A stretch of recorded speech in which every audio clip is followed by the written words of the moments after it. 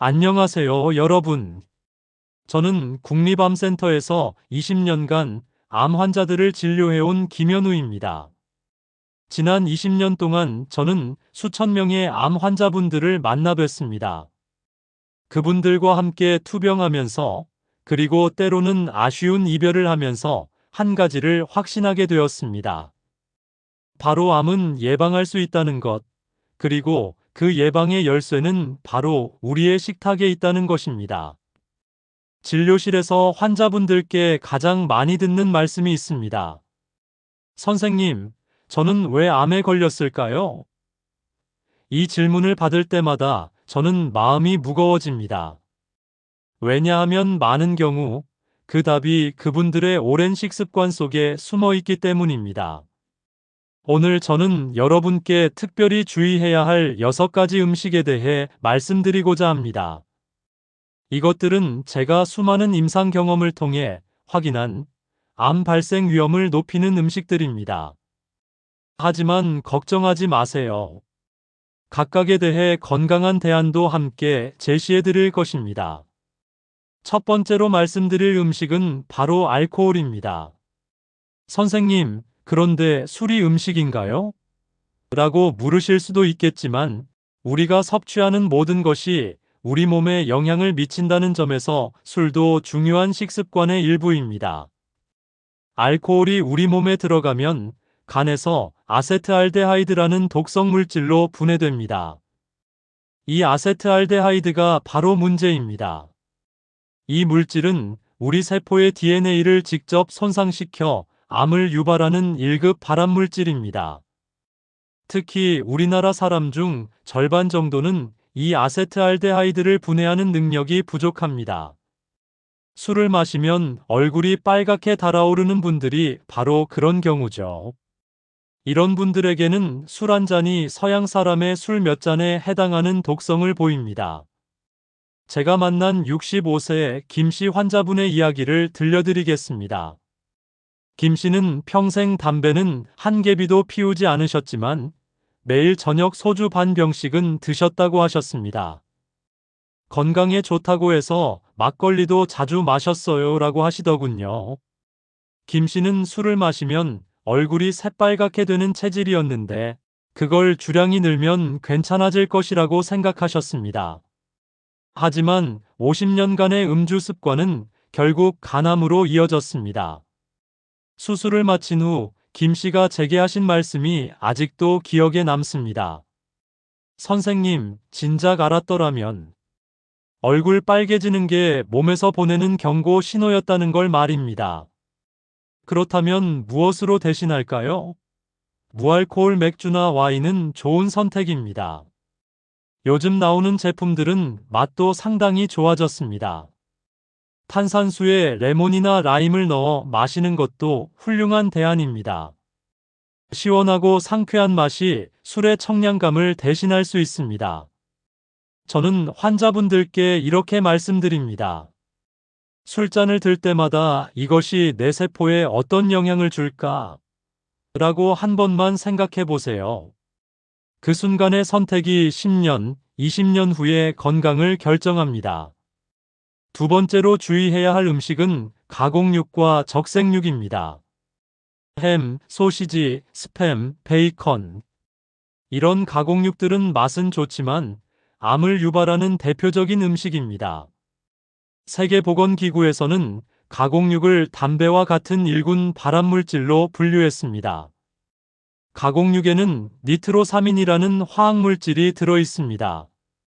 이 물질은 육류를 보존하고 색깔을 예쁘게 만들기 위해 첨가되는데 우리 위 속에서 강력한 발암물질로 변합니다. 마치 우리 몸 안에서 폭탄이 터지는 것과 같습니다. 우리나라 사람들이 특히 조심해야 하는 이유가 있습니다. 바로 부대찌개, 김치찌개 때문입니다. 이런 음식들은 가공육을 뜨겁게 끓여서 먹는데 이때 니트로사민의 독성이 더욱 증가합니다. 57세 박씨 환자분의 경우를 말씀드리겠습니다. 박씨는 30년간 식당을 운영하면서 매일 부대찌개를 드셨습니다. 손님들이 좋아하니까 맛을 보려고 하루에 두세 번은 먹었어요 라고 하시더군요. 처음에는 위염으로 시작되었지만 계속된 가공육 섭취로 인해 결국 위암 진단을 받으셨습니다. 내시경 검사에서 위 점막이 심하게 손상되어 있었고 특히 가공육의 니트로사민이 집중적으로 영향을 준 것으로 보였습니다. 박 씨는 수술 후 식습관을 완전히 바꾸셨습니다. 이제는 가공육 대신 닭가슴살로 부대찌개를 끓여요. 처음엔 맛이 싱거웠는데 지금은 훨씬 깔끔하고 맛있어요 라고 하시며 웃으시던 모습이 기억납니다. 가공육 대신 신선한 닭가슴살, 생선, 두부를 이용해 보세요. 특히 고등어, 삼치 같은 등 푸른 생선은 오메가-3 지방산이 풍부해 암을 예방하는 효과까지 있습니다. 부대찌개가 드시고 싶을 때는 스팸 대신 두부나 닭가슴살을 넣어 보세요. 처음엔 맛이 다르게 느껴질 수 있지만 2주 정도 지나면 오히려 담백하고 깔끔한 맛을 선호하게 될 것입니다. 세 번째는 당분이 많은 음식입니다. 많은 분들이 놀라시는 사실이 있습니다. 암세포는 정상세포보다 포도당을 20배 이상 더 많이 소모합니다. 즉, 당분이 많은 음식을 먹을수록 암세포에게 최고급 연료를 공급해주는 셈입니다. 암세포는 마치 불길과 같습니다. 당분을 만나면 활활 타오르며 더 빠르게 증식하고 전이합니다. PET 검사에서 포도당을 주사하는 이유도 바로 이 때문입니다. 암세포가 당분을 급속히 흡수하는 특성을 이용해 암의 위치를 찾아내는 것이죠. 떡, 빵, 과자, 아이스크림뿐만 아니라 의외의 음식들에도 당분이 많이 들어 있습니다. 시리얼, 요구르트, 과일 주스 등도 마찬가지입니다. 특히 액상과당이 들어간 음료는 더욱 위험합니다. 72세 이씨 할머니의 경우를 말씀드리겠습니다. 이 할머니는 당뇨병 때문에 병원에 다니고 계셨는데 혈당 관리가 잘 안 되고 있었습니다. 자세히 물어보니 밥은 적게 먹는 대신 떡이나 빵으로 배를 채우고 있다고 하시더군요. 떡은 쌀로 만든 거니까 밥이랑 똑같은 거 아닌가요? 라고 반문하셨지만 떡은 밥보다 훨씬 빠르게 혈당을 올립니다. 결국 당뇨 관리 실패로 인한 만성염증이 췌장암으로 이어졌습니다. 이 할머니께서 제게 하신 말씀이 있습니다. 선생님, 저는 단 것을 별로 안 좋아한다고 생각했는데 떡이 이렇게 위험한 줄 몰랐어요. 단 것이 드시고 싶을 때는 자연스러운 단맛을 찾으세요. 통곡물빵이나 현미밥은 혈당을 천천히 올립니다. 사과, 배, 포도 같은 과일의 단맛은 섬유질과 함께 들어있어 혈당 상승이 완만합니다. 무가당 요구르트에 베리류를 넣어 드시는 것도 좋습니다. 블루베리, 딸기에는 안토시아닌이라는 항암 성분까지 들어있습니다. 저는 환자분들께 이렇게 권합니다. 단 것이 먹고 싶을 때 5분만 참아보세요. 그리고 물을 한 잔 마시세요. 많은 경우 단 것에 대한 욕구는 갈증에서 시작됩니다. 네 번째는 너무 뜨거운 음료입니다. 세계보건기구에서는 65도 이상의 뜨거운 음료를 발암물질로 분류했습니다. 65도가 어느 정도인지 아시나요? 방금 끓인 물의 온도가 100도이니 식기 시작해서 입김이 날 정도의 온도가 바로 65도 근처입니다. 뜨거운 음료가 식도를 지나갈 때마다 식도 점막에 미세한 화상이 생깁니다. 이런 상처가 반복되면 식도 점막이 변성되어 식도암으로 발전할 수 있습니다. 우리나라 사람들은 뜨거운 차를 마시는 문화가 발달되어 있습니다. 뜨거운 게 맛있다. 차는 뜨거워야 제맛이라고 생각하시는 분들이 많죠. 하지만 이런 습관이 지속되면 위험할 수 있습니다. 68세 정씨 환자분의 경우입니다. 정씨는 40년간 매일 아침 끓는 물에 우린 뜨거운 녹차를 마셨습니다. 팔팔 끓는 물에 우려야 차맛이 진하게 나온다고 믿고 계셨거든요. 어느 날 음식을 삼킬 때 목에 걸리는 느낌이 있어 병원에 오셨습니다. 내시경 검사를 해보니 식도에 염증이 심하게 있었고 여러 부위에서 이상세포가 발견되었습니다. 다행히 초기에 발견해서 치료할 수 있었지만 정신은 충격을 받으셨습니다. 건강에 좋다고 마신 차가 독이 될 줄이야. 차나 커피를 마실 때는 적당히 식혀서 마시세요. 입술에 댔을 때 뜨겁다고 느껴지지 않을 정도가 적당합니다. 아이스커피나 냉침차도 좋은 대안입니다.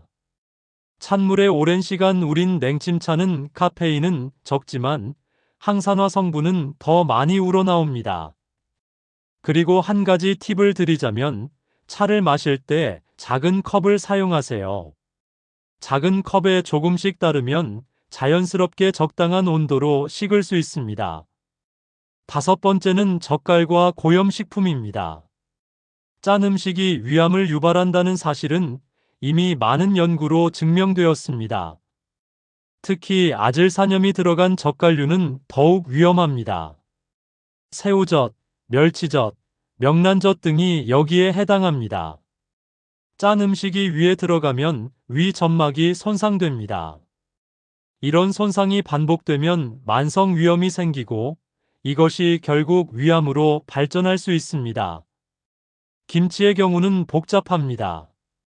김치에는 유산균과 항산화 성분이 풍부하지만 동시에 소금과 젓갈도 많이 들어 있습니다. 제가 연구해본 바로는 적당히 발효된 김치는 건강에 도움이 되지만 짜거나 덜 익은 김치는 오히려 해로울 수 있습니다. 61세 김씨 환자분의 이야기입니다. 이분은 평생 짠 음식을 좋아하셨습니다. 새우젓에 배추쌈을 싸서 드시고 명란젓을 안주로 드시는 게 일상이었습니다. 젓갈이 건강에 좋다고 해서 매일 먹었는데 라고 하시며 의아해 하셨습니다. 하지만 젓갈의 과도한 염분과 아질산염이 30년간 위 점막을 지속적으로 자극한 결과 만성 위염에서 위암으로 진행되었습니다. 수술 후 이분이 제게 하신 말씀이 인상 깊었습니다. 선생님, 이제는 음식을 먹기 전에 혀로 먼저 짠맛을 확인해요. 짜다 싶으면 물을 타서 먹습니다. 젓갈 대신 저염 김치를 드시고 반찬도 신선한 채소 위주로 바꿔보세요. 쌈채소에 쌈장 대신 올리브 오일과 발사믹 식초를 찍어 드시는 것도 좋습니다. 처음엔 심심할 수 있지만 2주 정도 지나면 재료 본연의 맛을 느낄 수 있게 됩니다. 국물 요리를 할 때는 소금 대신 다시마나 버섯으로 우린 육수를 사용하세요. 감칠맛이 풍부해져 소금을 적게 넣어도 맛있게 드실 수 있습니다. 마지막은 유제품의 과다 섭취입니다. 우유, 치즈, 요구르트 등의 유제품에는 IGF-1과 에스트로겐 유사 성분이 들어 있습니다. 이런 성분들이 과도하게 축적되면 유방암, 난소암, 전립선암의 위험을 높일 수 있습니다. 특히 폐경 이후 여성분들은 더욱 주의하셔야 합니다.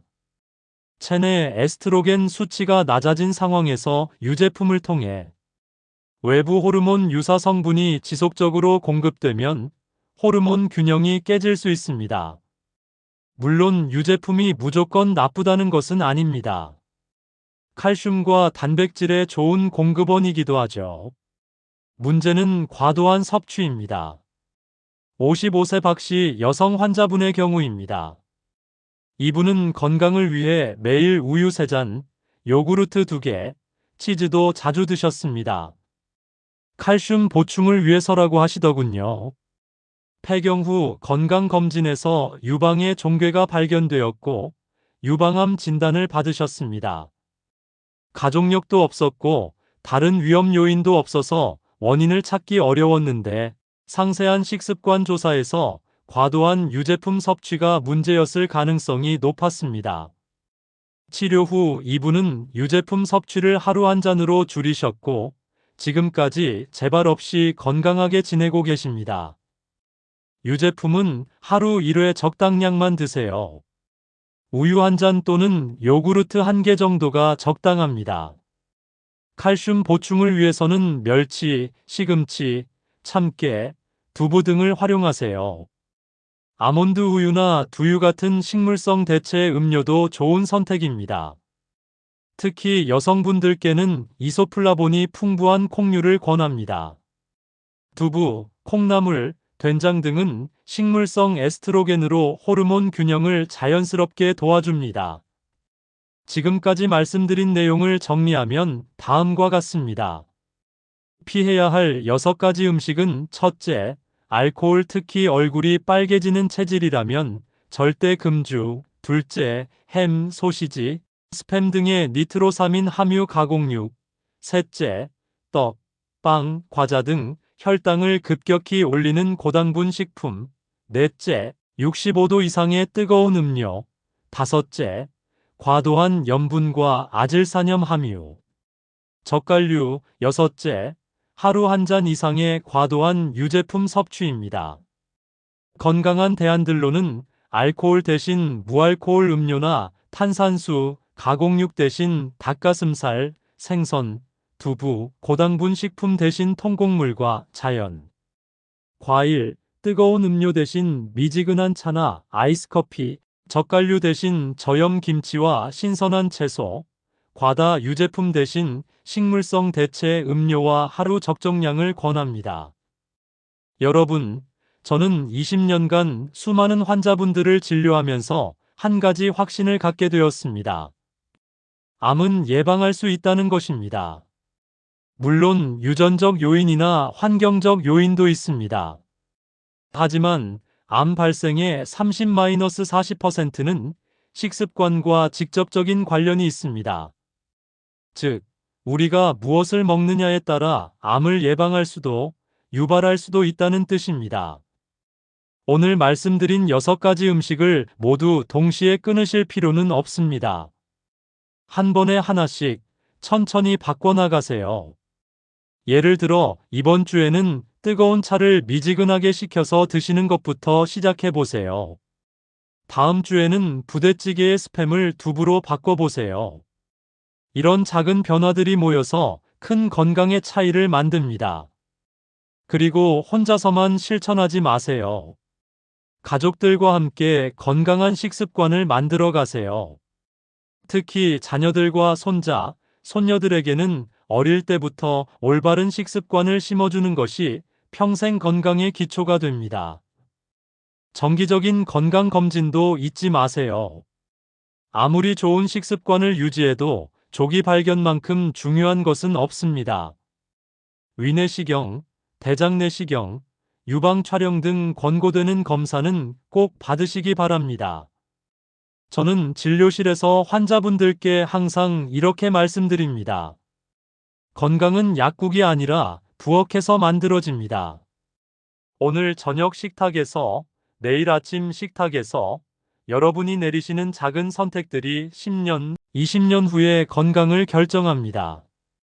그리고 기억하세요. 완벽할 필요는 없습니다.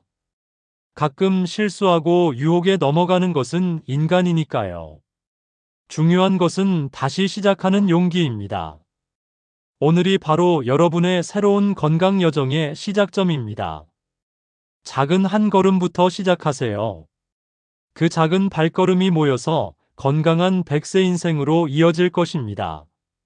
제가 20년 동안 환자분들을 보며 깨달은 가장 중요한 진리는 이것입니다. 건강은 선택입니다. 매 순간순간 우리가 내리는 선택의 결과입니다. 여러분 모두가 오늘부터 건강한 선택을 하시길 바라며 암 없는 건강한 삶을 살아가시길 진심으로 기원합니다. 감사합니다.